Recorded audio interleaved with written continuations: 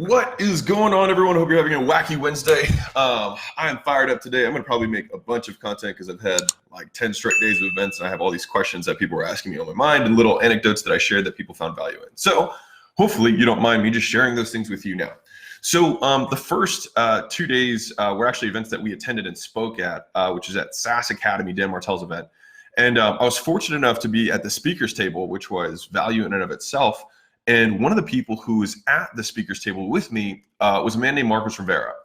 He was Vista's former head of pricing, packaging, and product. So pretty much when they would acquire a company, he would be the guy that would go in and retool the entire kind of fulfillment structure, who they were serving, how they would break down, you know, the levels of membership, et cetera. And so for those of you who don't know what Vista is I think the world's largest private equity firm for software. If you put their whole portfolio together, it's over 50, they do over 50 billion a year. They would be ranked third, I think, in the world behind like Facebook and Amazon. So like for like software companies. So they're really, really big, really, really smart. And I was fortunate enough to sit next to this guy for 2 days, which was awesome for me. And one thing became really clear when we were having dinner. And so they have something called VSOPs, which is Vista's SOPs, so they're kind of their standard operating procedures. And these things are so closely guarded, you need like retinal scans, and like there's like you only get access to certain numbers of them if you're at certain levels, and then your access gets removed. It's like super top secret stuff, and this is literally how they create value, how they purchase companies, put their system on top, and then increase the value of that company. And so for them, their whole mantra is tripling their money in 3 years. So it's 3 and 3. And so one of the things that he shared with me, now obviously he couldn't share like the intricacies, but the concept was really, really powerful for me. And I'll tell you how we applied it at Gym Launch. And so one of the things that most companies don't do is they don't score their leads, right? They don't score their prospects. They don't score their customers based on the value of that customer, right? And so scoring them can be based on a number of characteristics, behaviors, et cetera, that person shows to, you know, put them in a certain bucket, right? And what Vista does and what they count on is the fact that when they go into a company, or when they're assessing a company in the diligence process, that they're going to learn more about that company than the founder and the people in that company even know about it. And so what they do is they parse out the data and they start trying to find the veins or the buckets of the most valuable customers. Once they find those buckets, that vein of customers that's more valuable, what they then do is they basically expand and focus on that vein of high LTV customers. Like, it sounds simple. And one of the things that Marcos actually hit on a lot was like, he's like, we stick to simple systems, simple processes. And so when I've like said things like the people who are the most advanced never don't do the fundamentals, I feel like I've seen this at like so many levels, and seeing this from probably, you know, the biggest, you know, software turnaround, increasing value company out there is pretty cool.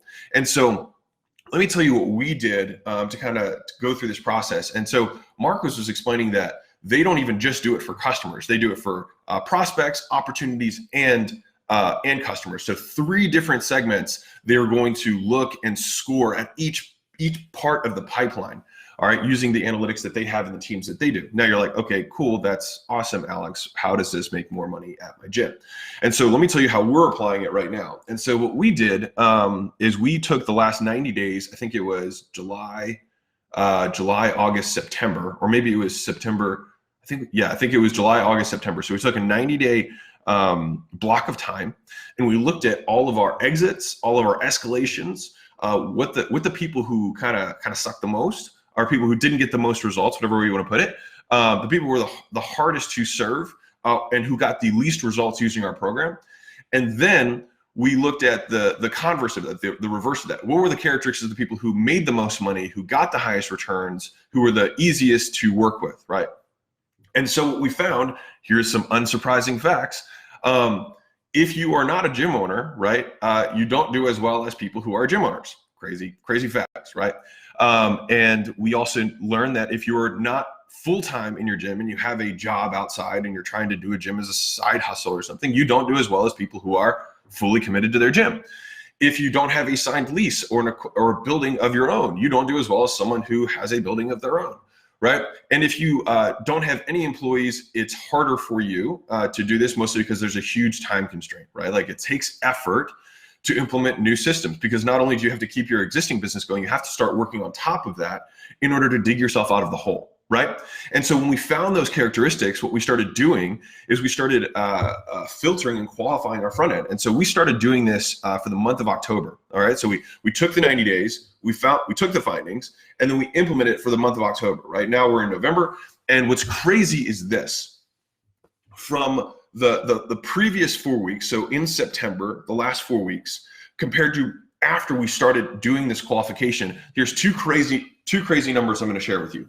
One is, once we qualified prospects that they had to have at least 25 clients, they had to have a signed lease, they had to be a full-time gym owner, right? And ideally, this was optional, but ideally have one employee or more who worked with them so that they could share the load and so that they could actually focus more on selling and, you know, working leads, etc. When we looked at the after effect of that, our sales decreased from over 100 a month in terms of gyms to about 40 to 50, right? Now, here's where it gets interesting, all right? So that cut our inflow in half by qualifying our customers, right? By really making sure that the people who are coming in were the best fit, who could serve the best, right? Here's what's cool on our side now that we've done this in the first 4 weeks.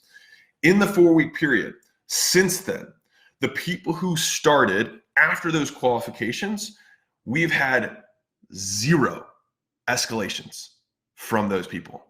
Prior to that, we had 22 escalations, as in people who were having issues, you know, whatever it is, you know what I mean? Just red flags, right? The prior 4 weeks. So from 22 to 0. Now think how crazy this is in terms of scaling a business and operational complexity as you go up, right? So we had this huge vein of people who were taking up the vast majority of my team's time and were actually worth less, right? They made less, they were worth less to us. And so when you're thinking about scaling and maintaining operational efficiency and profit, if you're looking at the customers that are the highest lifetime value, the best customers, right? And here's what's crazy. The people, so after that October date, we switched back to the defined end program, which is what we did for 3 years. So we did a brief stint where we basically signed people up for a year up front because we wanted to give them everything. It was a trial. We did a 90-day sprint, and it turned out that didn't work nearly as well as having a defined end. And it's kind of the same way we run the gyms. It's like having a defined end program tends to be a little bit more. It's a little bit easier for people to wrap their heads around, a little more defined in terms of the skill set they need to acquire, etc. But what's interesting is that the people who came back in were actually paying more than the people who were paying more than the people who we were letting in before. So this new vein of customer who's higher qualified is paying more, is making more, requires less work. Now that sounds like a recipe for a higher profit business, right? It also sounds like a recipe for better, happier customers. And so also what happens if you think about it from a reputation standpoint is like if you lower the bar too much, then what happens is you bring in people who are not qualified, right? They take up more of your team's time. They cost you tons of effort, and they're not making as much, which means that then they say like your thing is not as good, right? When in reality, it might just not be as good for them, right? Which makes sense. You know what I mean? Like it makes intuitive sense. And so I just like sharing these mistakes / learnings with you so that maybe I can look back on this 10 years from now and be like, hey, I remember when we started doing that. But now what our focus is cool. We know who the best customers for us are. And it's like, dear God, why did this take us 3 years to do this? Learn from my stupidity. Like, hopefully you can start doing this with your own stuff. And now we're just going to focus and double down on that vein of customers and try and expand that by really focusing on them in multiple platforms, right?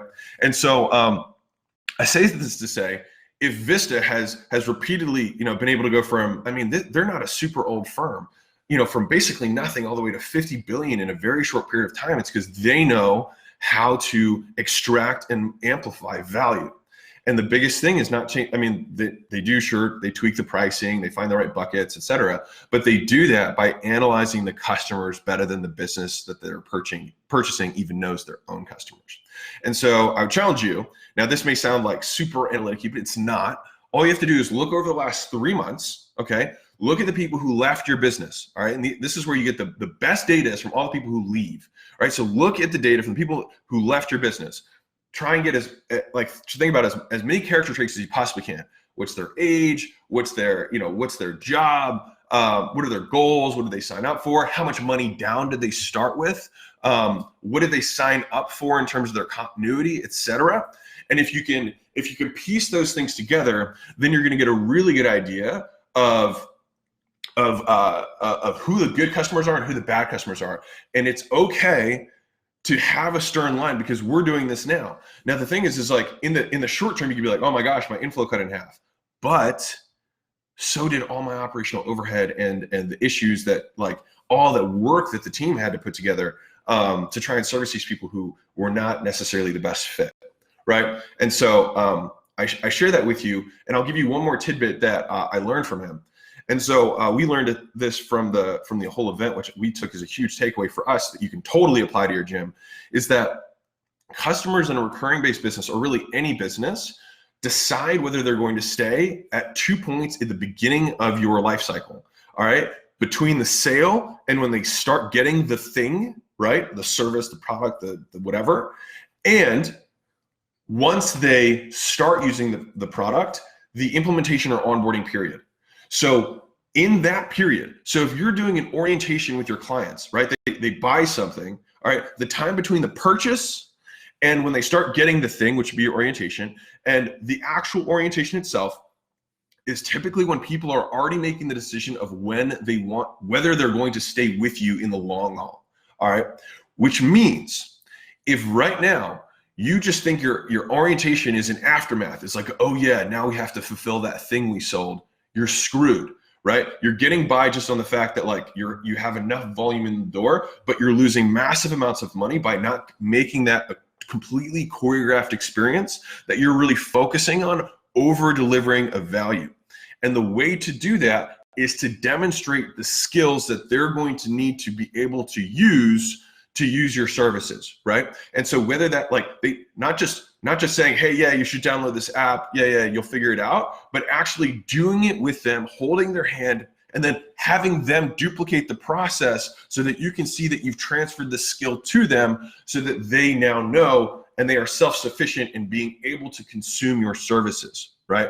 And so if your onboarding is rushed, right, your orientation is rushed, then expand the time period, because it's going to massively multiply the lifetime value of that customer and the likelihood that they're going to stay with you. So this is one of those few times where you don't want to be lazy and not deliberate and intentional in how you're onboarding the customer after you complete the sale. So the communication that you have with them immediately after the sale, which is like sending them a personalized video, giving them swag, maybe a letter, whatever it is, definitely texting them between the time that they make the sale or you make the sale and when they start the onboarding. And the second piece, I'm already going back to the beginning, is the sale itself. And so what we're learning internally for us at Gym Launch, and this may seem obvious, but maybe I'm sharing it with you because we're learning it too, is that expectations are everything, right? Expectations are everything. And if you set proper expectations for what is going to happen next, and then you fulfill that beautifully, your trust with the prospect goes up. Now, here's where it can get tricky, right? And this is what we call selling hot. It's where you set expectations so high, it's impossible for you to ever fulfill or for you to hit that with the majority of customers, right? And so this is where selling towards behavior and selling towards sustainability and long-term change comes really into play, so that you can shift and break the beliefs of your prospect to shifting their time frame to what is really going to be beneficial for them, rather than simply trying to sell them to say yes, right? And so an example of this is, for us, if someone has only consumed testimonial, and we've changed this in our marketing, we've changed this in our testimonials, we've changed it in the posts that we tag people in, is that we're really no longer focused on saying like, hey, look at these 10 people who made $100,000 in their first 6 weeks with us, right? We have those, right? We totally do. But the thing is like, but what are the averages, right? And so now we just share what the average gym does, all right? And it's significantly less, appealing. I think the average gym right now is like, they do 16,000 in their first 6 weeks with us, right? Now that's a lot, but it's not $100,000 in your first month. and showing what the average gyms are getting in terms of lead costs and lead flow gives people at least an average understanding. And we can explain to the person that means that half the people who sign up get less than this, right? This is the average. And so that way, if and when you do go above that mark, then their expectations are reasonable and you can over deliver, right? And in an ideal world, you would probably try and sell on the bottom 25% of results so that the expectations are so low that everyone is excited about the fact that they're overachieving from that baseline that you have set for them. And so what I'm continuing to learn this. I want to write a whole presentation on expectations, but expectation management is everything, right? It's amazing what happens if you set really high expectations. And this is where someone makes $20,000 in their first month and is disappointed with gym launch. And we've had this happen plenty of times, right? They're like, well, this sucks. I thought I was going to do better, right? When in reality, that's fucking amazing, right? In terms of the big scheme. Now, maybe this resonates with you because you've had someone who loses 5 pounds in their first 14 days with you and they're disappointed. Now, why would they be disappointed? Only one reason, because the expectations that were set for them in the sale and in the orientation were too high for the average person. And then most people are disappointed with what would otherwise be considered an amazing, great start. And so if you can reset the expectations that are being put on the customer in the sale, right? And you sell around the fact, you sell through the fact, and you break the belief around what the expectation should be in a short and long-term vision so that you can shift their expectations towards long-term change and a process and behavior change so that they can ultimately achieve what they want, which is being fit forever, not fit for the next 6 weeks or 6 months, right? And so all that to say, the big takeaways that we have at Gym Launch is that we are now heavily qualifying people on the front end so that we have longer lifetime value, we have superior client outcomes, we have less operational complexity because these people have the right characteristics of people who are successful, both externally in terms of what they have their gym, but internally in terms of how they work and how what level of effort they're willing to put in to be successful, right? We found out that entrepreneurs are not a very good demographic for us. And so it's cool, we're not going to service them, right? We're not going to service them in this way. Maybe we'll create an info product that's less for them so that they can go through it at their own leisure, at their own time frame, rather than the intense time frame that we put onto people when they start Gym Launch, because it's really ready, fire, go. You have 72 hours and leads are starting to come in, right? And that's how we do things at Gym Launch because that's how I am, right? But we have now used this on the qualification side, and then also how our salespeople are tagging and setting expectations, and then being extremely deliberate, and we're still working on this, in making the onboarding and implementation even more choreographed. And we have a pretty darn choreographed orientation process, but even better, even more reinforced, even simpler, so that the handoff is seamless, so that everyone knows exactly what is going to happen before it happens, and then they know exactly what is going to happen next in their experience with us. And so you can use all these lessons that we're learning right now in your business so that you can increase the quality of the customer, set the expectations properly, and then over deliver on the expectations that you've set so that they can make the decision in the first 2 or 3 meetings with you that they're going to stick with you for the long haul. So I hope this was valuable for you. Like it, drop a comment, drop a review if you're listening to this on the podcast. And as usual, if you want some free goodies, you can download them somewhere. You can go to alexsbook.com if you want more stuff like this and get a free book. Anyways, lots of love, keep being awesome, and have an amazing Wacky Wednesday, and I'll catch you guys on the flip side. All right, bye.